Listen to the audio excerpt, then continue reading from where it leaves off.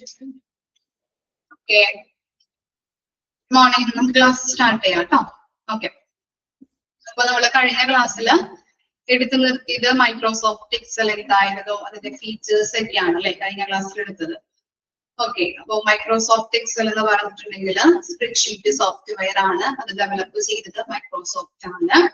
അതുപോലെ തന്നെ എന്താണ് ദിസ് വാസ്റ്റ്ലി യൂസ്ഡ് അല്ലെ, എന്തിനൊക്കെയാണ് ഉപയോഗിക്കുന്നത്? ഡാറ്റ മാനേജ്മെന്റ് ചെയ്യാനായിട്ട്, അനാലിസിസ് ചെയ്യാനായിട്ട്, അതുപോലെ തന്നെ വിഷ്വലൈസേഷൻ ഒക്കെ ഇത് കറക്റ്റ് ആയിട്ട് ഇത് വാസ്റ്റ്ലി യൂസബിൾ ആണ്. അതുപോലെ തന്നെ അതിന്റെ ഫീച്ചേഴ്സ് എന്ന് പറയുന്നത് എന്തൊക്കെയാണ്? Spreadsheet creation, data analysis, formulas and functions, data visualization and data management, financial analysis. ഇത്രയും കാര്യങ്ങളാണ് അതിന്റെ ഫീച്ചേഴ്സ് ആയിട്ട് നമ്മൾ പറഞ്ഞത്. സ്പ്രെഡ്ഷീറ്റ് ക്രിയേഷൻ എന്ന് പറഞ്ഞു കഴിഞ്ഞിട്ടുണ്ടെങ്കിൽ എന്താണ്? ഒരു ടാബ്ലർ ഫോർമാറ്റ് എന്ന് പറയുന്നുണ്ടല്ലോ അവിടെ. ടാബ്ലർ ഫോർമാറ്റ് എന്ന് പറഞ്ഞു കഴിഞ്ഞിട്ടുണ്ടെങ്കിൽ റോസും കോളംസും ഉപയോഗിച്ച് ഡാറ്റ ഓർഗനൈസ് ചെയ്യുന്നതിനെയാണ് ടാബ്ലർ ഫോർമാറ്റ് എന്ന് പറയുന്നത്. ആ രീതിയിൽ ഡാറ്റാസുകൾ നമുക്ക് കിട്ടിയിരിക്കുന്ന ഡാറ്റാസുകളൊക്കെ അറേഞ്ച് ചെയ്യുന്നതിനെയാണ് ടാബ്ലർ ഫോർമാറ്റ് എന്ന് പറയുന്നത്. അങ്ങനെ നമുക്ക് എന്താണ് സ്പ്രെഡ്ഷീറ്റ് വഴി ഓരോ കാര്യങ്ങളും അറേഞ്ച് നമുക്ക് ചെയ്യാൻ പറ്റും അല്ലെ. നമുക്കറിയാം, നമ്മൾ ചെറിയ ക്ലാസ്സിലൊക്കെ നമ്മൾ സ്പ്രെഡ്ഷീറ്റ് ഒക്കെ പഠിച്ചിട്ടുണ്ട്. ഓക്കെ, ഓരോ കോളം അതുപോലെ തന്നെ റോയും ഉണ്ടാവും. അതിനകത്ത് നമ്മൾ ഡാറ്റകൾ കൃത്യമായിട്ട് അറേഞ്ച് ചെയ്യാം. അങ്ങനെ ചെയ്യുന്നുണ്ട്, നമ്മൾ ചെയ്ത് പഠിച്ചിട്ടുള്ളതാണ്.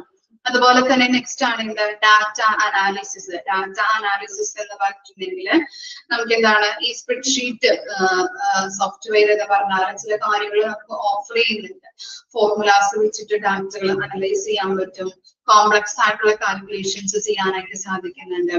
അതുപോലെ തന്നെ ചില ടാസ്കുകളൊക്കെ നമുക്ക് സിംപ്ലിഫൈ ആക്കുന്നുണ്ട്. അതായത് സോർട്ടിങ്, ഫിൽറ്ററിങ്, ഡാറ്റ സമറൈസേഷൻ, ഇതിനൊക്കെ നമുക്ക് അത് സിംപ്ലിഫൈ മെത്തേഡിലൂടെ ചെയ്യാനായിട്ടും ഈ സോഫ്റ്റ്വെയർ സ്പ്രെഡ്ഷീറ്റ് സോഫ്റ്റ്വെയർ സഹായകമാണ്.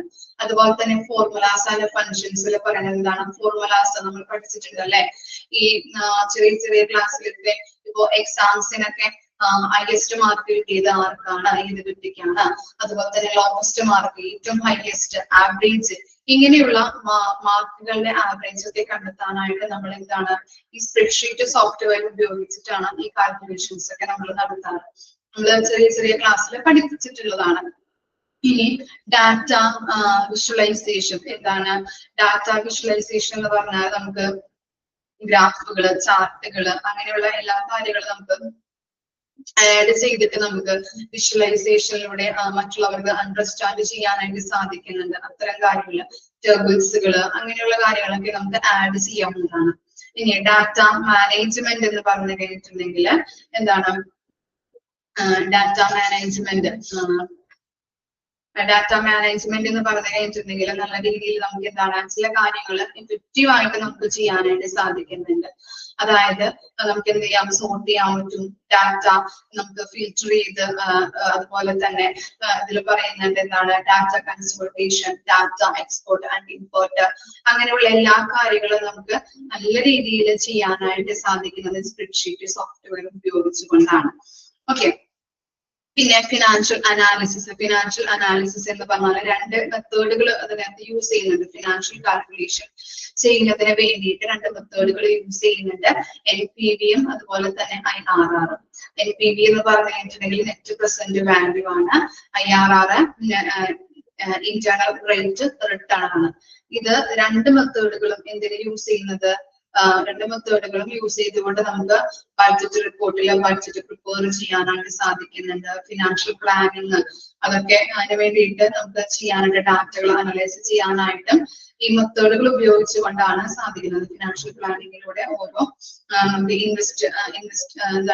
ഇൻവെസ്റ്റ്മെന്റ് അനാലിസിസും ഫിനാൻഷ്യൽ പ്ലാനിങ്ങിലൂടെയും ഓരോ മെത്തേഡുകൾ, ഈ രണ്ട് മെത്തേഡുകൾ ഉപയോഗിച്ചുകൊണ്ട് ഡാറ്റകൾ കറക്റ്റ് ആയിട്ട് അനലൈസ് ചെയ്യാനായിട്ടും സഹായിക്കുന്നുണ്ട്. ഫിനാൻഷ്യൽ പ്ലാനിങ്ങിന് വേണ്ടിയിട്ട്, ഇൻവെസ്റ്റ്മെന്റ് അനാലിസിസിന് വേണ്ടിയിട്ട്. ഓക്കെ, പിന്നെ നെക്സ്റ്റ് പറയുന്നത് എന്താ? അപ്ലിക്കബിലിറ്റി ഇൻ ഹോസ്പിറ്റൽ സ്പ്രെഡ്ഷീറ്റ് നമ്മളിവിടെ കൊടുത്തിട്ടുണ്ട്. ചിത്രങ്ങളൊക്കെ നമ്മൾ കഴിഞ്ഞ ക്ലാസ്സിൽ ഡിസ്കസ് ചെയ്താണ്. കണ്ടോ, ഓരോ കോളങ്ങളുണ്ട്, അതുപോലെ തന്നെ റോ ഉണ്ട്, കോളങ്ങളുണ്ട്, റോ ഉണ്ട്. ഇതൊക്കെയാണ് ഇങ്ങനെയുള്ള റോസ് ആൻഡ് കോളംസിലൊക്കെ ഡാറ്റകൾ അറേഞ്ച് ചെയ്ത് വെക്കുന്നതിനെയാണ് ടാബുലർ ഫോർമാറ്റ് എന്ന് പറയുന്നത്. ഓക്കെ, ഈ ചിത്രങ്ങളൊക്കെ നോക്കി ഒന്ന് മനസ്സിലാക്കാം. ഇനി നെക്സ്റ്റ് ടോപ്പിക് എന്ന് പറയുന്നത് അപ്ലിക്കബിലിറ്റി ഇൻ ഹോസ്പിറ്റൽസ്. അതായത് ഫസ്റ്റ് വൺ നമ്മൾ ഡിസ്കസ് ചെയ്തിരുന്നു, data management and analysis. Data management എന്നൊക്കെ പറഞ്ഞാൽ എന്താണ് അവിടെ ഉദ്ദേശിക്കുന്നത്? ആ ടോപ്പിക്കിൽ എന്താ പറയുന്നത്? MS Excel നമുക്ക് എന്താണ് ഒരു vast component of data storage. നമുക്ക് എന്താണ് കുറേ അധികം ഡാറ്റകൾ അതിനകത്ത് സ്റ്റോർ ചെയ്ത് വെക്കാനായിട്ട് പറ്റും അല്ലെ. അതായത് ഇപ്പോ ഹോസ്പിറ്റലുമായിട്ട് ബന്ധപ്പെട്ട് പറയുമ്പോൾ പേഷ്യൻസിന്റെ റിപ്പോർട്ട്സുകളാവാം, പേഷ്യൻസിന്റെ പല ഇൻഫർമേഷൻസുകളാവാം, അതുപോലെ തന്നെ അവിടെ വരുന്ന ഫിനാൻഷ്യൽ ആയിട്ടുള്ള എല്ലാ കാര്യങ്ങളും, ലോസുകളും പ്രോഫിറ്റുകള്, കഴിഞ്ഞ ഇയേഴ്സിൽ എന്തോരം പ്രോഫിറ്റ് ഉണ്ടായി, എന്തെല്ലാം എക്സ്പെൻസുകൾ ഉണ്ടായി, അങ്ങനെയുള്ള ഫിനാൻസുമായിട്ട് ബന്ധപ്പെട്ട എല്ലാ കാര്യങ്ങളും നമുക്ക് ഈ MS Excelൽ നമുക്ക് സ്റ്റോർ ചെയ്ത് വെക്കാൻ പറ്റും. ഓക്കെ, അപ്പൊ അങ്ങനെയുള്ള സോഫ്റ്റ്വെയറിന്റെ പ്രത്യേകതയായിട്ടുള്ള സോർട്ടിങ്, ഫിൽറ്ററിങ്, ഡാറ്റ വാലിഡേഷൻ, ഇതൊക്കെ ഡാറ്റ എഫക്റ്റീവ് ആയിട്ട് അനലൈസ് ചെയ്യാനായിട്ടും വാല്യബിൾ ആയിട്ടുള്ള ഡിസിഷൻ മേക്കിങ്ങിനും സാധിക്കുന്നുണ്ട്. ഇനി അപ്പൊ അങ്ങനെയുള്ള ഡിസിഷൻ മേക്കിംഗ് എന്ന് പറഞ്ഞാല് ഈ ഡാറ്റാസുകളൊക്കെ ഇപ്പൊ ഫിനാൻഷ്യലി നമ്മൾ ഇപ്പൊ എന്താ കഴിഞ്ഞ വർഷം ഇത്ര പ്രോഫിറ്റ് ഉണ്ടായി അല്ലെങ്കിൽ ഇത്ര ലോസ് ഉണ്ടായി, ഇനി അടുത്ത വർഷം ഭാവിയില് ചിലപ്പോൾ നമുക്ക് ലോസ് ആണോ അല്ലെങ്കിൽ പ്രോഫിറ്റ് ആണോ, എത്ര പെർസെന്റേജ് നമുക്ക് പ്രോഫിറ്റ് കിട്ടും, അങ്ങനെയുള്ള ഒരു ഡിസിഷൻ തീരുമാനങ്ങൾ എടുക്കാനായിട്ട്, അതുപോലെ തന്നെ ഇങ്ങനെ പ്രോഫിറ്റ് അല്ലെങ്കിൽ നഷ്ടം ഉണ്ടാകുകയാണെങ്കിൽ നമുക്ക് എന്തൊക്കെ സ്ട്രാറ്റജീസ് ഹോസ്പിറ്റലുമായിട്ട് ബന്ധപ്പെട്ട് ചെയ്യാൻ പറ്റും. അപ്പൊ അങ്ങനെയുള്ള തീരുമാനങ്ങൾ, ഡിസിഷൻസ് അതൊക്കെ എടുക്കാനായിട്ട് ഈ MS Excelലൂടെ സാധ്യമാണ്. ഇനി നെക്സ്റ്റ് പറയുന്നത് എന്താണ്? Patient scheduling and appointments. Excel can be put in use to create appointments schedule, track patient appointments and organize doctors schedule. എന്താണ് ഈ Excel, MS Excel ഉപയോഗിച്ചുകൊണ്ട് നമുക്ക് എന്തൊക്കെ ക്രിയേറ്റ് ചെയ്യാൻ പറ്റുന്ന പറയുന്നത്? അപ്പോയിന്റ്മെന്റ് ഷെഡ്യൂൾസ് ക്രിയേറ്റ് ചെയ്യാൻ പറ്റും, ട്രാക്ക് പേഷ്യന്റ് അപ്പോയിന്റ്മെന്റ്സ്, അതുപോലെ തന്നെ ഡോക്ടേഴ്സിന്റെ ഷെഡ്യൂൾസുകൾ ഓർഗനൈസ് ചെയ്യാനായിട്ട് MS Excel വഴി സാധ്യമാണ്. അണ്ടർലൈൻ ചെയ്യാട്ടോ. അപ്പോയിന്റ്മെന്റ് ഷെഡ്യൂൾസ് ക്രിയേറ്റ് ചെയ്യാനായിട്ട് track patient appointments and organise doctors schedule. ഈ 3 കാര്യങ്ങളാണ് നമുക്ക് ചെയ്യാൻ പറ്റുന്നത്. ഓക്കെ, അണ്ടർലൈൻ ചെയ്ത് വെക്കാം. ഇനി നെക്സ്റ്റ് ആണ് എന്ത്? Budgeting and financial analysis. Excel's calculation features and formulas make it a typical tool for budgeting and financial analysis in a hospital setting. By formatting spreadsheet for budget planning, expense tracking, revenue projections, and cost analysis, we can better handle finances, identify areas of improvement, and make informed financial decisions. ഇവിടെ പറയുന്നത് ഈ Excel നമുക്ക് എന്താണ്? Excel calculations നല്ല രീതിയിലുള്ള features നമുക്ക് provide ചെയ്യുന്നുണ്ട്. ഇത്തരത്തിലുള്ള ഫീച്ചേഴ്സുകളാണ് അത് പ്രൊവൈഡ് ചെയ്യുന്നത് എന്ന് പറയുന്നത്. സ്പ്രെഡ്ഷീറ്റ് വഴി നമുക്ക് ബഡ്ജറ്റ് പ്ലാനിങ്ങിനെ നമുക്ക് അത് നടത്താനായിട്ട് സാധിക്കുന്നുണ്ട്. ആ സ്പ്രെഡ്ഷീറ്റ് ഉപയോഗിച്ചുകൊണ്ട് നമുക്ക് എന്തോരം എന്താണ് ബഡ്ജറ്റ് പ്ലാനിങ്, എത്ര മെറ്റീരിയൽസ് ആവാം, പല കാര്യങ്ങൾക്ക് നമ്മൾ ബഡ്ജറ്റ് തയ്യാറാക്കുന്നുണ്ട് അല്ലെ. അപ്പൊ അങ്ങനെയുള്ള ബഡ്ജറ്റിന് നമുക്ക് പ്ലാൻ ചെയ്യാൻ വേണ്ടിയിട്ട് ഈ സ്പ്രെഡ്ഷീറ്റ് ഹെൽപ്പ് ചെയ്യുന്നുണ്ടെന്നാണ് പറയുന്നത്. അതുപോലെ തന്നെ എക്സ്പെൻസസ് ഒക്കെ ട്രാക്ക് ചെയ്യാൻ വേണ്ടിയിട്ട് അല്ലെ, റവന്യൂ പ്രൊജക്ഷൻസ്, റവന്യൂ എത്ര വരുന്നുണ്ട്, അതുപോലെ തന്നെ എന്താണ് ഫിനാൻസ് എങ്ങനെ ഹാൻഡിൽ ചെയ്യാം എന്നുള്ളതും നമുക്ക് ഈ സ്പ്രെഡ്ഷീറ്റ് വഴി ഉപയോഗിച്ചുകൊണ്ട് സ്പ്രെഡ്ഷീറ്റ് ചെയ്യുന്നതിലൂടെ നമുക്ക് അത് മനസ്സിലാക്കാനായിട്ട് സാധിക്കുന്നുണ്ടെന്നാണ് പറയുന്നത്. ഓക്കെ, അപ്പൊ ഇത്തരം കാര്യങ്ങളാണ് ബഡ്ജറ്റിംഗ് ആൻഡ് ഫിനാൻഷ്യൽ അനാലിസിസിൽ പറയുന്നത്. നമുക്ക് ബഡ്ജറ്റ് പ്രിപ്പയർ ചെയ്യാൻ പറ്റും, അതുപോലെ തന്നെ എന്താണ് ബഡ്ജറ്റ് പ്ലാനിങ് നടത്താൻ പറ്റും, എക്സ്പെൻസസ് എത്രത്തോളം ഉണ്ട്, അതുപോലെ തന്നെ റവന്യൂ, അതുപോലെ തന്നെ കോസ്റ്റ് അനാലിസിസ്, നമുക്ക് എങ്ങനെയാണ് ഫിനാൻസ് ഹാൻഡിൽ ചെയ്യാൻ പറ്റുക എന്നുള്ളതൊക്കെ ഈ സ്പ്രെഡ്ഷീറ്റ് ഉപയോഗിക്കുന്നതിലൂടെ നമുക്ക് ഇങ്ങനെയുള്ള കാര്യങ്ങൾ ചെയ്യാനായിട്ട് സാധിക്കുന്നുണ്ട്. ഇനി നെക്സ്റ്റ് ആണ് ഇൻവെന്ററി മാനേജ്മെന്റ്. എന്താണ് ഇൻവെന്ററി മാനേജ്മെന്റ് എന്ന് പറഞ്ഞാല് Excel can be used to find and manage inventory, which includes medical supplies, equipments, and pharmaceuticals. By keeping correct records of stock levels, expiry dates, and reordering results, we can avoid scarcity or overstocking, optimize inventory turnover, and reduce cost. അപ്പൊ എന്താണ് inventory എന്ന് പറഞ്ഞു കഴിഞ്ഞിട്ടുണ്ടെങ്കിൽ എന്താണ് ഏതൊക്കെയാണ് inventory സ്റ്റോക്കുമായിട്ട് ബന്ധപ്പെട്ടതാണ് inventory എന്ന് പറഞ്ഞാൽ വിവരം പട്ടിക. ഓക്കെ, അതിനെയാണ് നമ്മൾ ഇൻവെന്ററി കൊണ്ട് ഉദ്ദേശിക്കുന്നത്. അപ്പോ മെഡിക്കൽ സപ്ലൈസ്, എക്യുപ്മെന്റ്സ്, ഫാർമസ്യൂട്ടിക്കൽസ് അങ്ങനെ ഉൾപ്പെടുന്ന ഇൻവെന്ററിയുടെ ഇവയൊക്കെ ഉൾപ്പെടുന്ന അല്ലെ ഇതൊക്കെ നമുക്ക് ഇൻവെന്ററിയിൽ പെടുത്താൻ പറ്റും. മെഡിക്കൽ സപ്ലൈസ് ആവാം, എക്യുപ്മെന്റ്സ് ആവാം, അതുപോലെ തന്നെ ഫാർമസ്യൂട്ടിക്കൽസ്, ഇതൊക്കെ ഉൾപ്പെടുന്ന ഇൻവെന്ററിയുടെ കാര്യങ്ങൾ മാനേജ് ചെയ്യാനായിട്ടും അത് ഫൈൻഡ് ഔട്ട് ചെയ്യാനായിട്ടും എക്സൽ യൂസ് ചെയ്യുന്നുണ്ട്. ഓക്കെ, മനസ്സിലായോ? ഇത്തരം കാര്യങ്ങളാണ് അവിടെ പറയുന്നത്. ഇൻവെന്ററിയുമായിട്ട് ബന്ധപ്പെട്ട എന്തൊക്കെയാവാം ഇൻവെന്ററിയുമായിട്ട് ബന്ധപ്പെട്ടത്?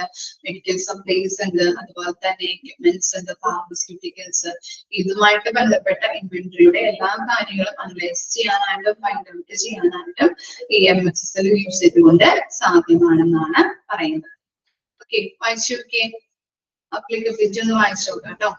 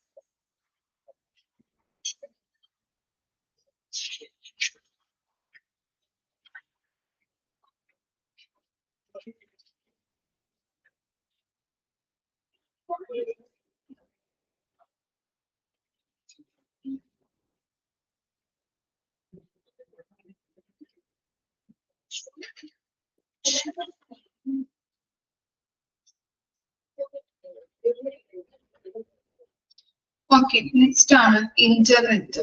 ഇന്റർനെറ്റിൽ അവർക്കറിയാവുന്ന കാര്യങ്ങളാണ് അല്ലെ. Communicating through internet has revolutionized the people's way to connect and interact globally. It has opened up a multitude of meeting place for quick and convenient communication. Okay. അപ്പോ ഇന്റർനെറ്റ് എന്ന് പറഞ്ഞു കഴിഞ്ഞിട്ടുണ്ടെങ്കിൽ എന്താണ്? ഇന്റർനെറ്റ് എന്ന് പറഞ്ഞു കഴിഞ്ഞിട്ടുണ്ടെങ്കിൽ നമുക്ക് കമ്മ്യൂണിക്കേഷൻ നടത്താൻ പറ്റുന്ന ഒരു ഉപാധിയാണെന്ന് നമുക്ക് പറയാൻ പറ്റും അല്ലെ. നമുക്ക് പറയാൻ പറ്റും എന്താണ് ഇന്റർനെറ്റിലൂടെ ഒരു കമ്മ്യൂണിക്കേഷൻ എന്നത് എന്താണ് ഒരു വിപ്ലവം സൃഷ്ടിച്ച ഒന്ന് തന്നെയാണ് അല്ലെ. ധാരാളം ആളുകൾ എങ്ങനെയാണ് നമുക്ക് എവിടെ ഇരുന്നു കൊണ്ട് അല്ലെ എവിടെ ഇരുന്നു കൊണ്ട് ലോകത്തിന്റെ എവിടെ ഇരുന്നു കൊണ്ട് നമുക്ക് സംസാരിക്കാൻ പറ്റുന്നത് ഇന്റർനെറ്റ് കൂടെയാണ്. അപ്പൊ അങ്ങനെയുള്ള ഒരു കമ്മ്യൂണിക്കേഷൻ വഴി എവിടെ ഇരുന്നു കൊണ്ടും ഏത് രാജ്യത്ത് നിന്നും അല്ലെ നമുക്ക് ഇപ്പൊ ഇന്ത്യയിൽ ഇരുന്നുകൊണ്ട് ചിലപ്പോൾ അമേരിക്കയോട് സംസാരിക്കണമെങ്കിൽ അല്ലെ അങ്ങനെയുള്ളൊരു അവിടെ ഉള്ള ഒരാളോട് സംസാരിക്കണമെങ്കിൽ നമുക്ക് ഇന്റർനെറ്റിലൂടെ അത് സാധ്യമാണ്. നല്ല രീതിയിൽ നമുക്ക് എന്ത് ചെയ്യാൻ പറ്റും? ടെക്സ്റ്റ് മെസ്സേജ് ചെയ്യാൻ പറ്റും, അതുപോലെ തന്നെ വോയിസ് കോൾ ചെയ്യാൻ പറ്റും, വീഡിയോ കോൾ ചെയ്യാൻ പറ്റും. അങ്ങനെ പല രീതിയിൽ നമുക്ക് എന്താണ് കമ്മ്യൂണിക്കേഷൻ ചെയ്യാനായിട്ട് സാധിക്കുന്നുണ്ട്. Okay, here are some important aspects of communicating through the internet. Okay, email is one of the most vastly used method of internet communication. It permits users to send and receive messages, document and multimedia contents rapidly and securely. Email provides a flexible and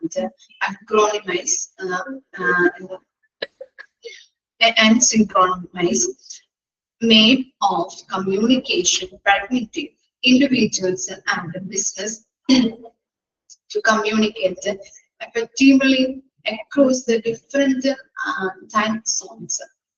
email എന്ന് പറഞ്ഞു കഴിഞ്ഞിട്ടുണ്ടെങ്കിൽ നമുക്ക് എല്ലാവർക്കും familiar ആയിട്ടുള്ള ഒന്നാണ് email എന്ന് പറഞ്ഞാൽ അല്ലെ. ഇന്റർനെറ്റ് കമ്മ്യൂണിക്കേഷനിൽ ഏറ്റവും കൂടുതൽ ഉപയോഗിക്കുന്ന ഒന്നാണ് എന്ത്? ഇമെയിൽ എന്ന് പറയുന്നത് അല്ലെ. നമ്മൾ എല്ലാവരും പറയാറുണ്ട് മെയിൽ അയക്കാം, അല്ലെങ്കിൽ ഇപ്പൊ നമ്മൾ എവിടെയെങ്കിലും പോയി കഴിഞ്ഞിട്ടുണ്ടെങ്കിൽ നമുക്കിപ്പോ റിസൾട്ടുകളോ എന്തെങ്കിലുമൊക്കെ കിട്ടണം എന്നുണ്ടെങ്കിൽ എന്താണ് വീട്ടിലേക്ക് പോകുള്ളൂ ഞാൻ മെയിൽ വഴി ചെയ്യാം അല്ലെങ്കിൽ മെയിൽ അയക്കാം എന്നൊക്കെ പറയാറുണ്ട് അല്ലെ. അതുപോലെ പറയുന്നതാണ് അവിടെ. അപ്പൊ ഇമെയിൽ എന്ന് പറഞ്ഞു കഴിഞ്ഞിട്ടുണ്ടെങ്കിൽ ഇന്റർനെറ്റിലൂടെ കമ്മ്യൂണിക്കേഷൻ നടത്തുമ്പോൾ ഏറ്റവും കൂടുതൽ ഉപയോഗിക്കുന്ന ഒന്നാണ് ഇമെയിൽ എന്ന് പറയുന്നത്. ഇമെയിൽ വഴിയുള്ള കമ്മ്യൂണിക്കേഷൻ എന്ന് പറയുന്നത്. ഇത് നമുക്ക് ഡോക്യുമെന്റുകള്, അതുപോലെ തന്നെ ഇമേജസുകള്, വീഡിയോസുകള്, ഓഡിയോസുകള്, അതൊക്കെ നമുക്ക് സുരക്ഷിതമായിട്ട് അയക്കാനായിട്ടും സ്വീകരിക്കാനായിട്ടും കഴിയുന്നതിലൂടെ അല്ലെ. ഇമെയിലിലൂടെ നമുക്ക് എന്ത് ചെയ്യാൻ പറ്റും? ഇമേജുകൾ അയക്കാൻ പറ്റും, ഡോക്യുമെന്റുകള്, അതുപോലെ തന്നെ എന്താ വീഡിയോസുകള്, ഓഡിയോസുകള്, ഇതൊക്കെ നമുക്ക് ഷെയർ ചെയ്യാൻ അല്ലെ, ഒരാളിൽ നിന്ന് മറ്റൊരാളിലേക്ക് ഷെയർ ചെയ്യാനായിട്ട് ഹെൽപ്പ് ചെയ്യുന്ന ഒന്നാണ് ഇമെയിൽ എന്ന് പറയുന്നത്. അതുപോലെ തന്നെ വ്യത്യസ്ത കോർഡിനേറ്റിൽ ഇരുന്നുകൊണ്ട് തന്നെ ഫലപ്രദമായിട്ട് ആശയവിനിമയം നടത്താനായിട്ട് വ്യക്തികളെയും അതുപോലെ തന്നെ ബിസിനസ്സുകാരെയും എന്താണ് അനുവദിക്കുന്ന ഒരു ഉപാധിയാണെന്ന് പറയാൻ പറ്റും ഇമെയിൽ എന്ന് പറഞ്ഞാൽ അല്ലെ. വ്യത്യസ്ത ബിസിനസ് കാര്യങ്ങൾ, ബിസിനസ് നമുക്ക് എന്താണ് ചിലപ്പോ മറ്റു രാജ്യങ്ങൾ തമ്മിലായിരിക്കാം അല്ലെങ്കിൽ പല രാജ്യത്തിലുള്ള ആൾക്കാർ തമ്മിലായിരിക്കാം അത് ചെയ്യുന്നത്. അതുകൊണ്ട് തന്നെ അവിടെ നിന്നുകൊണ്ട് ഇവിടേക്കും, ഇവിടെ നിന്നുകൊണ്ട് അവിടേക്ക് നമുക്ക് കമ്മ്യൂണിക്കേറ്റ് ചെയ്യാനായിട്ടായാലും അതുപോലെ തന്നെ ഇപ്പൊ കണ്ടുകൊണ്ട് സംസാരിക്കാനായിട്ടായാലും അല്ലെ എല്ലാ രീതിയിലും നമുക്ക് ചെയ്യാനായിട്ട് സാധിക്കും ഇമെയിൽ വഴി. ഓക്കെ, അപ്പോ ഇമെയിൽ എന്ന് പറഞ്ഞു കഴിഞ്ഞിട്ടുണ്ടെങ്കിൽ എന്താണ് ഇന്റർനെറ്റ് കമ്മ്യൂണിക്കേഷനിൽ ഏറ്റവും കൂടുതൽ ഉപയോഗിക്കുന്ന ഒരു കമ്മ്യൂണിക്കേഷൻ ഉപാധിയാണ് എന്ത്? ഇമെയിലൂടെയുള്ള കമ്മ്യൂണിക്കേഷൻ എന്ന് പറയുന്നത്. അത് നമുക്ക് എന്തൊക്കെ ചെയ്യാൻ പറ്റും? ഡോക്യുമെന്റുകൾ അയക്കാൻ പറ്റും, അതുപോലെ തന്നെ വീഡിയോസ്, ഓഡിയോസ്, അങ്ങനെയുള്ള എല്ലാ കാര്യങ്ങളും ഇമേജുകളായിട്ട് നമുക്ക് അയക്കാനായിട്ട് സാധിക്കുന്നുണ്ട്. അതുപോലെ തന്നെ വ്യത്യസ്ത കോണ്ടിനെന്റിൽ ഇരുന്നു കൊണ്ട് തന്നെ പല ആളുകൾക്കും എന്താണ് അങ്ങോട്ടും ഇങ്ങോട്ടൊക്കെ എന്താണ് ഇൻഫർമേഷൻസ് കൈമാറാനായിട്ടും ഹെൽപ്പ് ചെയ്യുന്ന ഒന്നാണ് ഇമെയിൽ എന്ന് പറയുന്നത്. ഇനി നെക്സ്റ്റ് ആണ് ഇത് video and voice and video calls. Internet based video and audio calling services like Skype, Zoom, and Microsoft Teams make individuals and businesses able to have real-time audio and video conversations. അല്ലെ, നമുക്ക് ചെയ്യാൻ പറ്റുന്ന ഒന്നാണ് അല്ലെ, video calls and audio calls ഒക്കെ നമുക്ക് ഇന്റർനെറ്റിലൂടെ ചെയ്യാനായിട്ട് സാധിക്കുന്നുണ്ട്. അപ്പോ എന്താണ് ഇന്റർനെറ്റ് ബേസ്ഡ് ആയിട്ടുള്ള video and audio calling services ഏതൊക്കെയാണെന്നാണ് പറഞ്ഞിരിക്കുന്നത്. അണ്ടർലൈൻ ചെയ്തേ, സ്കൈപ്പ് ഉണ്ട്, സൂം ഉണ്ട്, മൈക്രോസോഫ്റ്റ് ടീം ഉണ്ട്. ഇതൊക്കെയാണ് നമ്മൾ എന്താണ് video and audio calling services എന്ന് പറയുന്നത്. ഇതിലൂടെ നമുക്ക് പല ബിസിനസ് നടത്തണമെങ്കിലും അല്ലെങ്കിൽ ഇപ്പോ നമുക്ക് മറ്റുള്ളവരുമായിട്ട് കോൺവെർസേഷൻ നടത്തണമെന്നുണ്ടെങ്കിലും അല്ലെ ബിസിനസ് കാര്യങ്ങളൊക്കെ നമുക്ക് മറ്റുള്ളവരായിട്ട് സംസാരിക്കണമെന്നുണ്ടെങ്കിലും എന്താണ് ഇതുവഴി നമുക്ക് വീഡിയോ കോൾ ആയാലും ഓഡിയോ കോളിലൂടെയൊക്കെ നമുക്ക് ചെയ്യാനായിട്ട് സാധിക്കുന്നുണ്ട്. പിന്നെ എന്താണ് social media platforms such as A Facebook, Twitter, Instagram, and LinkedIn have changed the way of people communicate and share information online. These platforms offer a vast range of communication tools and includes status updates, comments such as direct messaging and video sharing. Social media make individuals and businesses able to connect, collaborate, and engage with a broader audience. അപ്പൊ എന്താണ് social media എന്നൊക്കെ പറഞ്ഞാൽ എന്താണ്, നമ്മള് ധാരാളം social medias ഒക്കെ use ചെയ്യുന്ന ആളുകളാണ് ഇന്നത്തെ കാലത്തുള്ള ആളുകൾ എന്ന് പറയുന്നത്. കൂടുതലും ഇത് അറിയാത്ത അല്ലെങ്കിൽ സോഷ്യൽ മീഡിയ യൂസ് ചെയ്യാത്ത ഒരാളും ചിലപ്പോൾ നമ്മുടെ ക്ലാസ്സിൽ ഉണ്ടാവില്ല അല്ലെ. ഇപ്പൊ വീട്ടിലുള്ള അപ്പൂപ്പൻ വരെയും അല്ലെങ്കിൽ അമ്മാമ്മ വരെയും എന്താണ് ടച്ച് ഫോൺ യൂസ് ചെയ്യുന്ന ഒരാളായിരിക്കും അല്ലെ. ഇങ്ങനെ എന്താണ് കൈകൊണ്ട് ടച്ച് ചെയ്ത് യൂട്യൂബ് അതുപോലെ തന്നെ ഇൻസ്റ്റഗ്രാം ഒക്കെ കണ്ട് രസിക്കുന്നവരായിരിക്കാം നമ്മുടെ ഇപ്പോഴുള്ള കാലഘട്ടം എന്ന് പറയുന്നത് അല്ലെ.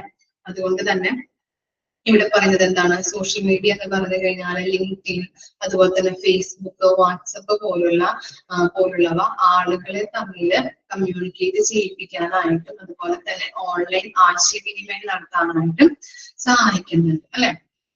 ഇപ്പൊ വാട്സപ്പിലൂടെ നമുക്ക് എന്താ ഇമേജുകൾ കൊടുക്കാം അല്ലെ, ഫോട്ടോസ് നമുക്ക് സെൻഡ് ചെയ്യാൻ പറ്റും, ടെക്സ്റ്റ് മെസ്സേജ് അയക്കാം, വീഡിയോ കോൾ ചെയ്യാം, ഓഡിയോ കോൾ ചെയ്യാം. ഇതൊക്കെ ചെയ്യാനായിട്ടും ഹെൽപ്പ് ചെയ്യുന്നുണ്ട് സോഷ്യൽ മീഡിയാസ് വഴി.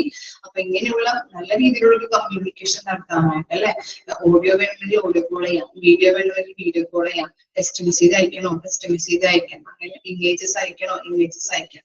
ഇങ്ങനെയുള്ള എല്ലാ കാര്യങ്ങളും ചെയ്യാൻ സഹായിക്കുന്ന ഒന്നാണ് എന്ത് സോഷ്യൽ മീഡിയ എന്ന് പറയുന്നത്.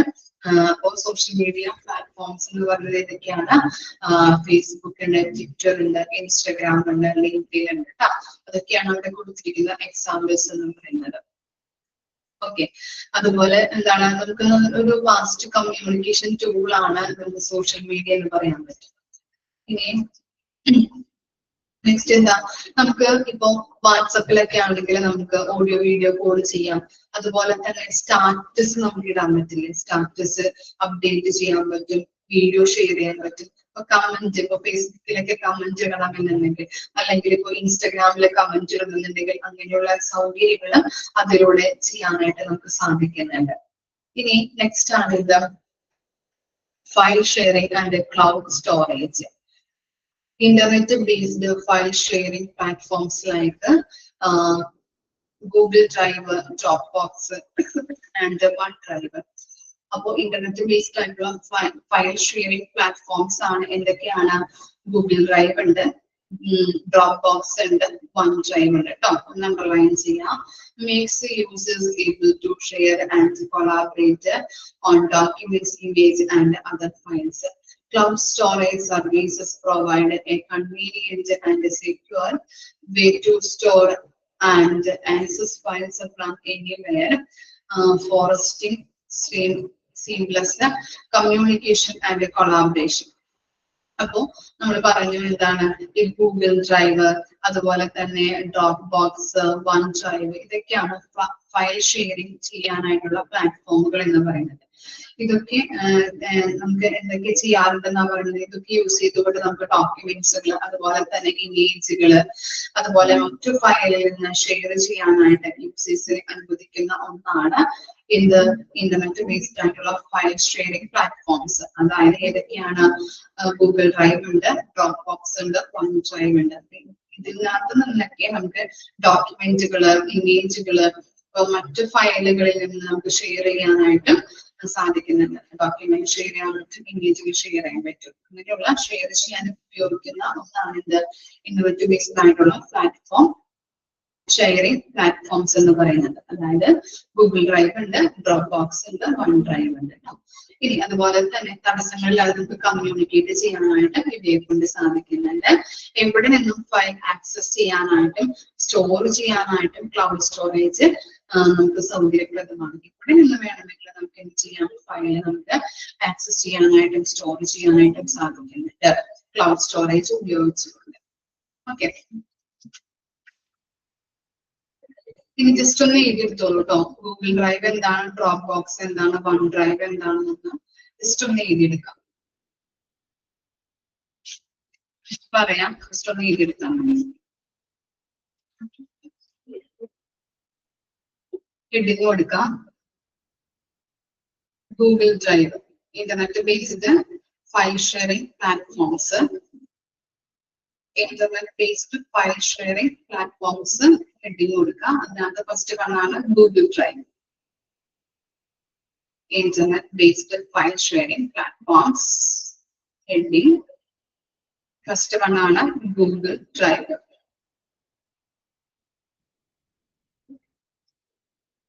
Google drive.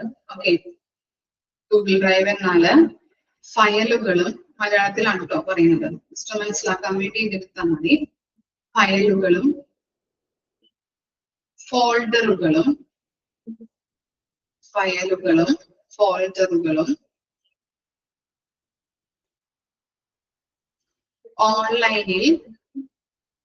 ഓൺലൈനിൽ ഫയലുകളും ഫോൾഡറുകളും ഓൺലൈനിൽ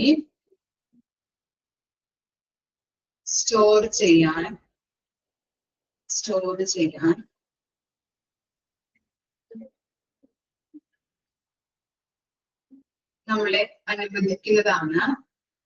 നമ്മളെ അനുവദിക്കുന്ന സ്റ്റോറേജ് സർവീസ് ആണ് ഗൂഗിൾ ഡ്രൈവ് എന്ന് പറയുന്നത്. ഫയലുകളും ഫോൾഡറുകളും ഓൺലൈനിൽ സ്റ്റോർ ചെയ്യാൻ നമ്മളെ അനുവദിക്കുന്ന സ്റ്റോറേജ് സർവീസസ് ആണ് ഗൂഗിൾ ഡ്രൈവ്.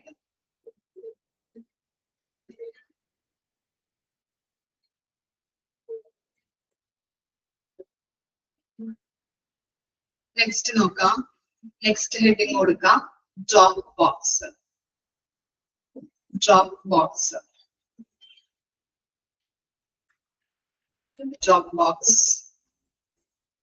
ഏതൊരു ഡിവൈസസിൽ നിന്നും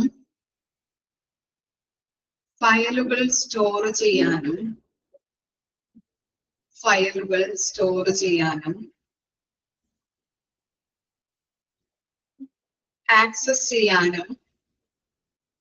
ആക്സസ് ചെയ്യാനും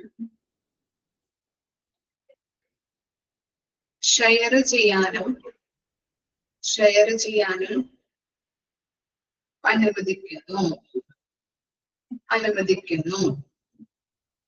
ഡ്രോപ്പ് ബോക്സ് എന്ന് പറഞ്ഞാല് ഏതൊരു ഡിവൈസസിൽ നിന്നും ഫയലുകൾ സ്റ്റോർ ചെയ്യാനും ആക്സസ് ചെയ്യാനും ഷെയർ ചെയ്യാനും അനുവദിക്കുന്നു.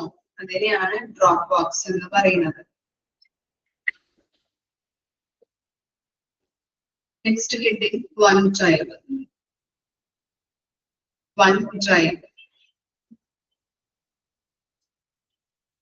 നിങ്ങളുടെ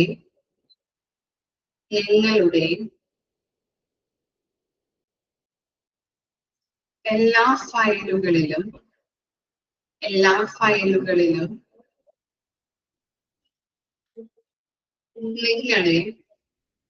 നിങ്ങളെ ബന്ധിപ്പിക്കുന്ന നിങ്ങളുടെ എല്ലാ ഫയലുകളിലേക്കും നിങ്ങളെ ബന്ധിപ്പിക്കുന്ന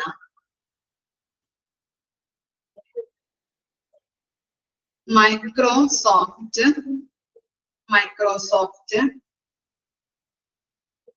ക്ലൗഡ് സർവീസ് ആണ്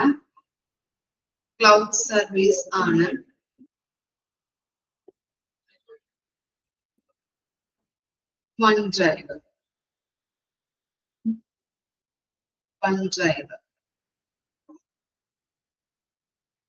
അതുപോലെ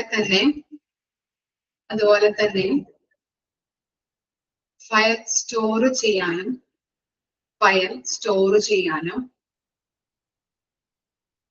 ഷെയർ ചെയ്യാനും ഇത് ഉപയോഗിക്കുന്നു.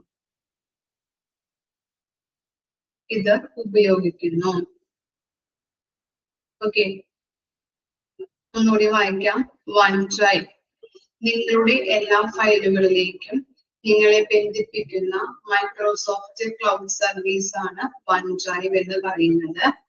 അതുപോലെ തന്നെ ഫയല് സ്റ്റോർ ചെയ്യാനും ഷെയർ ചെയ്യാനും ഇത് ഉപയോഗിക്കുന്നു. ആദ്യം മുതൽ ഒന്നുകൂടി വായിക്കാം. 3 കാര്യങ്ങളാണ് നമ്മൾ പറഞ്ഞത്. എന്താണ്? ഇന്റർനെറ്റ് ബേസ്ഡ് ഫയൽ ഷെയറിംഗ് പ്ലാറ്റ്ഫോംസിനെ കുറിച്ചാണ് നമ്മൾ എഴുതിയത്. അതിനകത്ത് ഫസ്റ്റ് വൺ ആണ് ഗൂഗിൾ ഡ്രൈവ് എന്ന് പറയുന്നത്. ഫയലുകളും ഫോൾഡറുകളും ഓൺലൈനിൽ സ്റ്റോർ ചെയ്യാൻ നമ്മളെ അനുവദിക്കുന്ന സ്റ്റോറേജ് സർവീസ് ആണ് ഗൂഗിൾ ഡ്രൈവ് എന്ന് പറയുന്നത്. ഇനി ഡ്രോപ്പ് ബോക്സ് എന്ന് പറഞ്ഞാല് ഏതൊരു ഡിവൈസസിൽ നിന്നും ഫയലുകൾ സ്റ്റോർ ചെയ്യാനും ആക്സസ് ചെയ്യാനും ഷെയർ ചെയ്യാനും അനുവദിക്കുന്ന ഒന്നാണ് ഡ്രോപ്പ് ബോക്സ്.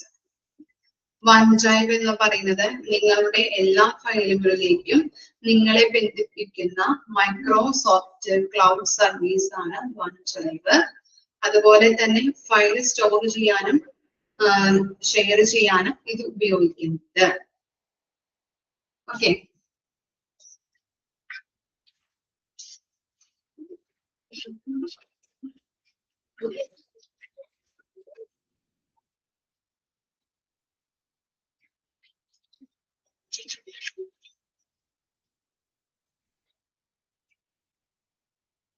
ഇനി അഞ്ചാമത്തെ പോയിന്റ് ആണ് എന്ത്? Webinars and online presentation. Internet communication permits for the hosting of webinars and online presentation, where speakers can give out the content and interact with the participants in real time. Platforms such as GoToWebinar and WebEx facilitate interactive online event which enables knowledge sharing, training sections, and products demonstration. Overall, communication through the internet offers a range of effective, convenient, and a dynamic method to link with others, share information, and collaborate across distance. The internet has brought people closer together, promoting global connectivity and breaking down barriers of time and location. Okay. അപ്പോ നമ്മൾ പറഞ്ഞത് എന്താണ്? Internet help ചെയ്യുന്നത് അല്ലെ online പ്രസന്റേഷനെയും അതുപോലെ തന്നെ webinars ഒക്കെ conduct ചെയ്യാനായിട്ട് അല്ലെ. ആർക്കെങ്കിലൊക്കെ ഓൺലൈൻ പ്രസന്റേഷൻ ഒക്കെ ചെയ്തിട്ടുണ്ടോ? നിങ്ങൾ ആരെങ്കിലും ഓൺലൈൻ പ്രസന്റേഷൻ ഓൺലൈൻ സെമിനാറിലൊക്കെ പങ്കെടുത്തിട്ടുണ്ടോ? ആരും ചെയ്തിട്ടില്ലേ സെമിനാർ പ്രസന്റേഷനൊക്കെ? അങ്ങനെയുള്ള കാര്യങ്ങളൊക്കെ ഉണ്ട്. Okay, Jasmine. ഓക്കെ, അതിന്റെ എക്സ്പീരിയൻസ് ഒന്ന് പറയാൻ പറ്റുമോ ജാസ്മിൻ?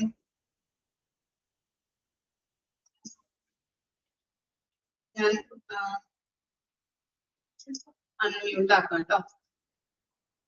ഓക്കെ,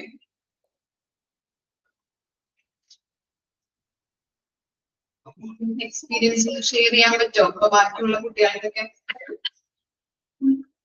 അതിനെ കുറിച്ച് പെട്ടെന്ന് മനസ്സിലാവും.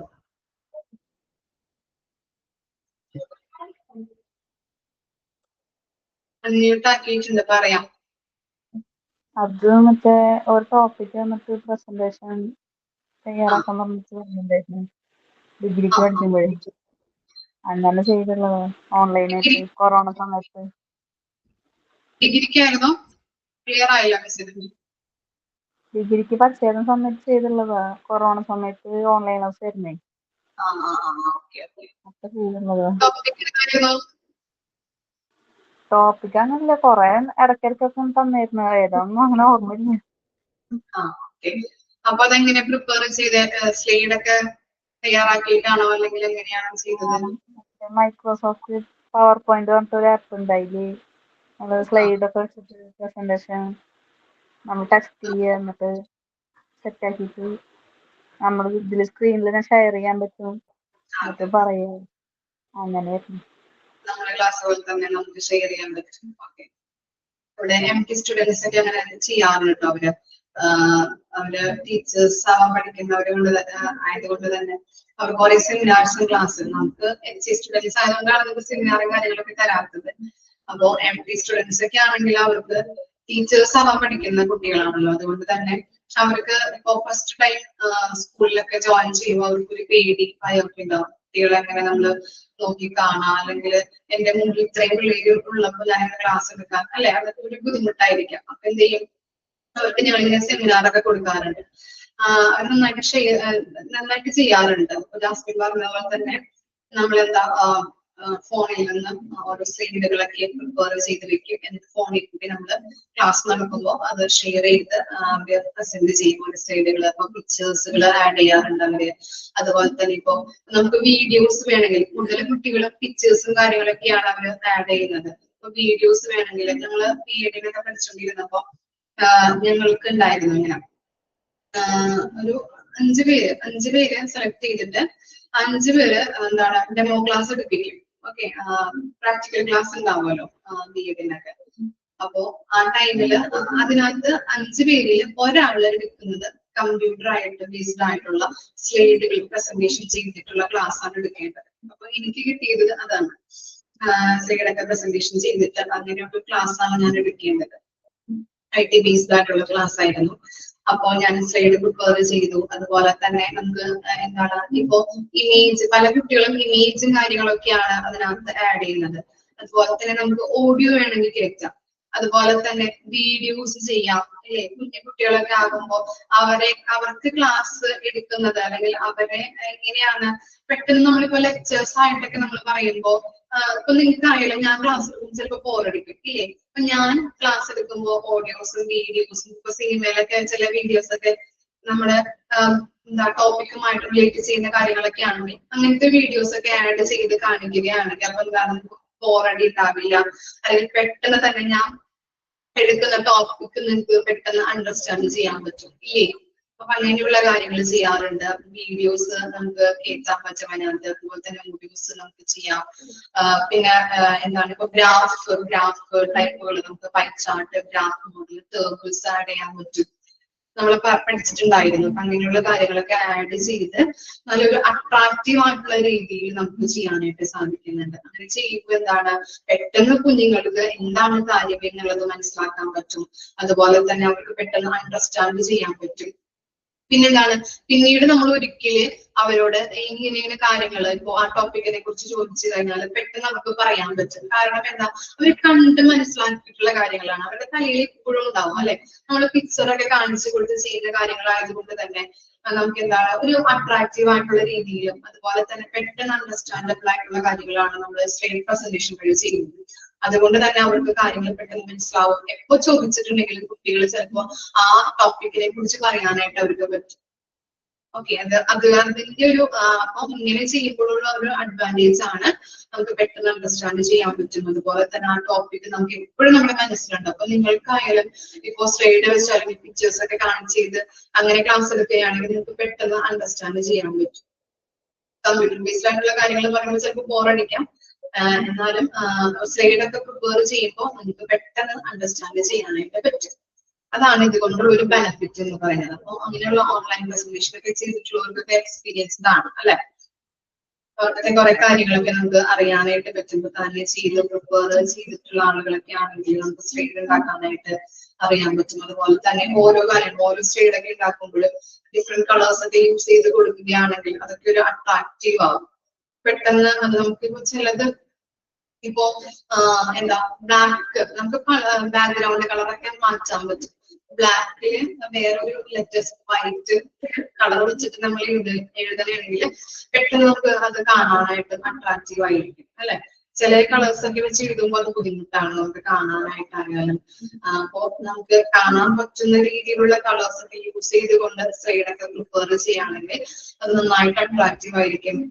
പെട്ടെന്ന് അത് ഐഡന്റിഫൈ ചെയ്യാനായിട്ട് ആ വാക്കുകൾ ആ സ്പെല്ലിങ്ങുകളൊക്കെ അണ്ടർസ്റ്റാൻഡ് ചെയ്യാനായിട്ട് സാധിക്കുന്നുണ്ട്. അപ്പൊ ഇതൊക്കെയാണ് ഓൺലൈൻ പ്രസന്റേഷന്റെ അഡ്വാൻറ്റേജ് എന്ന് പറയുന്നത്. ഓക്കെ, ഇനി ഷോർട്ടായിട്ട് ഓവറോൾ ആയിട്ട് കൊടുത്തിരിക്കുന്നതാണ് ഇന്റർനെറ്റിനെ കുറിച്ചുള്ള കാര്യങ്ങൾ. എന്താണ് നമ്മൾ ആ ചെറിയ പാരഗ്രാഫിൽ പറഞ്ഞത്? ഇന്റർനെറ്റ് ആണെങ്കിൽ നമുക്ക് മൊത്തത്തിൽ ഇന്റർനെറ്റിനെ കുറിച്ച് പറയുകയാണെങ്കിൽ എന്താണ് മറ്റുള്ളവരുമായിട്ട് ആശയവിനിമയം നടത്താനായിട്ട് പറ്റുന്നുണ്ട് അല്ലെ. മറ്റുള്ളവരുമായിട്ട് നല്ല രീതിയിൽ ആശയവിനിമയം നടത്താൻ പറ്റും. അതുപോലെ തന്നെ നമുക്ക് എന്താണ് ഇപ്പൊ ദുരന്ത കാര്യങ്ങളൊക്കെ ഉണ്ടെങ്കിൽ നമുക്ക് പെട്ടെന്ന് ഓടിയെത്താൻ പറ്റില്ല. പക്ഷെ ഇങ്ങനെയുള്ളൊരു ആശയവിനിമയം ഉപാധി ഉള്ളത് കൊണ്ട് തന്നെ അവരെ പെട്ടെന്നൊക്കെ ഡിസാസ്റ്റർ മേഖലകൾ അല്ലെങ്കിൽ ഡിസാസ്റ്റർ ഒക്കെ വന്നു കഴിഞ്ഞിട്ടുണ്ടെങ്കിൽ അവരെ പെട്ടെന്ന് നമുക്ക് രക്ഷിക്കാനായിട്ട് സാധിക്കുന്നുണ്ട്. നമ്മൾ HIS പഠിച്ചിട്ടുള്ളതാണ്. HIS നിങ്ങൾക്ക് എടുത്തിട്ടില്ല അല്ലേ? ഓക്കെ. അപ്പൊ ആ ചാപ്റ്റർ ഒക്കെ പഠിക്കുമ്പോൾ ഉണ്ടെന്ന് അത് പറയുന്നുണ്ട്. വിദൂര സ്ഥലങ്ങളിൽ നിന്ന് ഡിസാസ്റ്റർ ഒക്കെ ഉണ്ടാകുമ്പോൾ ഇങ്ങനെയുള്ള ഇന്റർനെറ്റ് വഴിയുള്ള കമ്മ്യൂണിക്കേഷനിലൂടെ ഡോക്ടേഴ്സ് ചിലപ്പോൾ ഓടിയെത്താനായിട്ട് പറ്റില്ല. അവരുള്ള അല്ലെങ്കിൽ അവര് ഡിസാസ്റ്റർ ഉള്ള മേഖലകളിൽ ഒന്നും നമുക്ക് എത്താൻ പറ്റില്ല. അപ്പൊ എന്താണ് എന്ത് ചെയ്യാൻ പറ്റും? അവരുമായിട്ട് കമ്മ്യൂണിക്കേഷൻ നടത്തിയിട്ട് എന്ത് ചെയ്യാൻ പറ്റും, അല്ലെങ്കിൽ ഇനി എന്തൊക്കെ മെഡിസിനുകൾ നമുക്ക് കഴിക്കാൻ പറ്റും. അപ്പൊ അങ്ങനെയുള്ള കമ്മ്യൂണിക്കേഷൻ പരസ്പരം കണ്ടുകൊണ്ട് വീഡിയോ കോൺഫറൻസിംഗ് ഒക്കെ ചെയ്യില്ല നമ്മള്. അതുപോലെ ചെയ്ത് നമുക്ക് ഇൻഫർമേഷൻസ് ഡോക്ടേഴ്സിന് രോഗികൾക്ക് കൊടുക്കാനായിട്ടൊക്കെ പറ്റുന്നുണ്ട്. അങ്ങനെ നമുക്ക് ചെയ്യാനായിട്ട് സാധിക്കുന്ന ഒരു ഉപാധിയാണ് ഇത് ഇന്റർനെറ്റ് എന്ന് പറയുന്നത്. നല്ല രീതിയിൽ കൃത്യമായിട്ടുള്ള കമ്മ്യൂണിക്കേഷൻ നടത്തുന്നതായിട്ട് ഇന്റർനെറ്റ് കൊണ്ട് സാധിക്കുന്നത്. Okay, watch okay.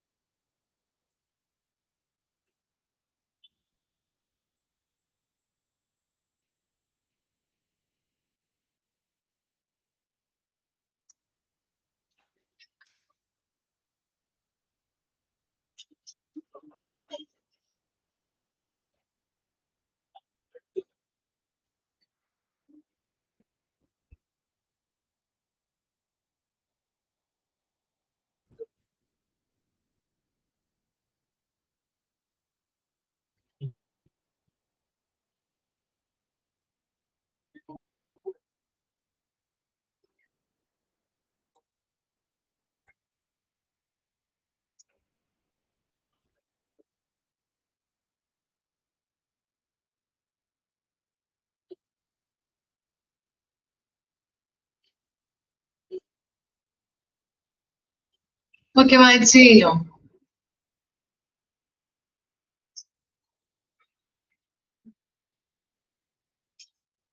ഓക്കെ, നമ്മളപ്പോ ഇന്നെടുത്തത്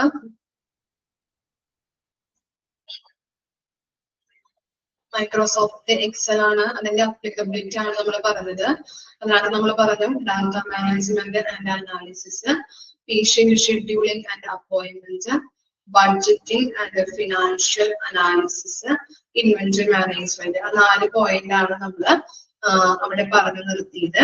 അതിനുശേഷം പറഞ്ഞത് ഇന്റർനെറ്റ് ആണ്. ഇന്റർനെറ്റിനെ കുറിച്ച് എല്ലാവർക്കും അറിയാവുന്നതാണ്. എല്ലാവരും യൂസ് ചെയ്യുന്ന ഒരു കമ്മ്യൂണിക്കേഷൻ മാധ്യമമാണ് ഇന്റർനെറ്റ് എന്ന് പറയുന്നത് അല്ലെ. ഇന്റർനെറ്റിന്റെ ഫീച്ചേഴ്സ് കാര്യങ്ങളാണ് നമ്മൾ നോക്കിയിട്ടുള്ളത്. എന്താണ് ഇതിന്റെ ഫീച്ചേഴ്സ് എന്ന് പറയുന്നത്? ഇമെയിലൂടെ നമുക്ക് എന്താണ് ഡോക്യുമെന്റ്സ്, ഇമേജസ്, അങ്ങനെയുള്ള എല്ലാ കാര്യങ്ങളും നമുക്ക് ഷെയർ ചെയ്യാനായിട്ട് സാധിക്കുന്നുണ്ട്. അതുപോലെ തന്നെ വീഡിയോ ആൻഡ് ഓഡിയോ കോൾസ് അല്ലെ, നമുക്ക് വീഡിയോ കോൾ ചെയ്യാൻ പറ്റും ഇന്റർനെറ്റിലൂടെ. അതുപോലെ തന്നെ അങ്ങനെയുള്ള എന്താണ് ഇന്റർനെറ്റ് ബേസ്ഡ് ആയിട്ടുള്ള video and audio calling services ആണ് Skype, Zoom and Microsoft team എന്ന് പറയുന്നത്. അപ്പൊ അതിലൂടെയൊക്കെ നമുക്ക് വീഡിയോ കോൾ ചെയ്യാൻ പറ്റും, ഓഡിയോ കോൾ ചെയ്യാൻ പറ്റും, അങ്ങനെ പരസ്പരം കണ്ട് സംസാരിക്കാനായിട്ട് ഹെൽപ്പ് ചെയ്യുന്നുണ്ട്. സോഷ്യൽ മീഡിയ എന്ന് പറയുന്നത് ഏതൊക്കെയാണ്? ഫേസ്ബുക്ക്, ട്വിറ്റർ, ഇൻസ്റ്റഗ്രാം, ലിങ്ക്ഡിൻ അങ്ങനെയുള്ള പ്ലാറ്റ്ഫോംസ് ആണ് സോഷ്യൽ മീഡിയ പ്ലാറ്റ്ഫോംസ് എന്ന് പറയുന്നത്. ഇതിലൂടെയൊക്കെ നമുക്ക് ഇത് ചെയ്യാൻ പറ്റും, ചാറ്റ് ചെയ്യാൻ പറ്റും അല്ലെ, ടെക്സ്റ്റ് മെസ്സേജ് അയക്കാൻ പറ്റും. അതുപോലെ തന്നെ ഇമേജുകൾ നമുക്ക് ഷെയർ ചെയ്യാൻ പറ്റും, വീഡിയോസ്, ഓഡിയോസ് ഒക്കെ ഷെയർ ചെയ്യാൻ പറ്റും. അതുപോലെ തന്നെ കമന്റ്, സ്റ്റാറ്റസ് ഒക്കെ നമുക്ക് അപ്ഡേറ്റ് ചെയ്യാൻ പറ്റും, കമന്റ് ചെയ്യാൻ പറ്റും, അങ്ങനെയുള്ള കാര്യങ്ങൾ ചെയ്യാനായിട്ട് സാധിക്കുന്നുണ്ട്.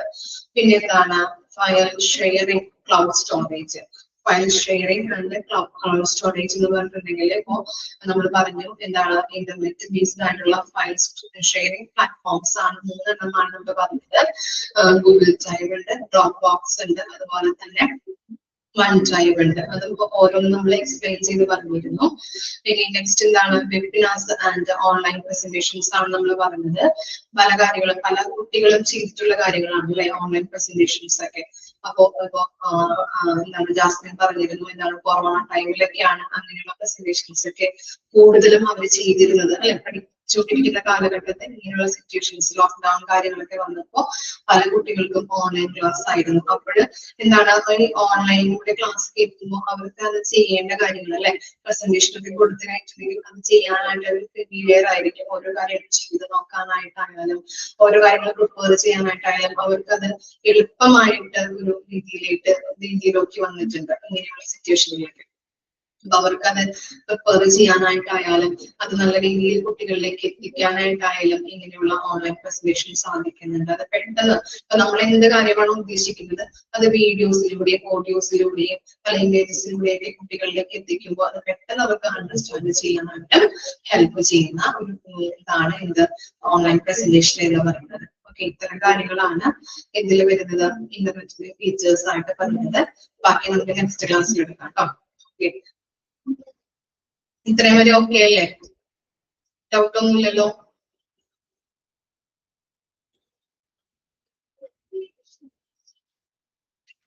ഓക്കെ, അപ്പൊ ഇനി വരുന്ന എന്താ വെബ് ബ്രൗസർ ഒന്ന് നോക്കിയിട്ട് വരണം കേട്ടോ. അടുത്ത ക്ലാസ്സിൽ വരുമ്പോൾ വെബ് ബ്രൗസർ എന്താണ്, അതിന്റെ ഫീച്ചേഴ്സ് കാര്യങ്ങളൊക്കെ ഒന്ന് നോക്കിയിട്ട് വരും. Okay, thank you.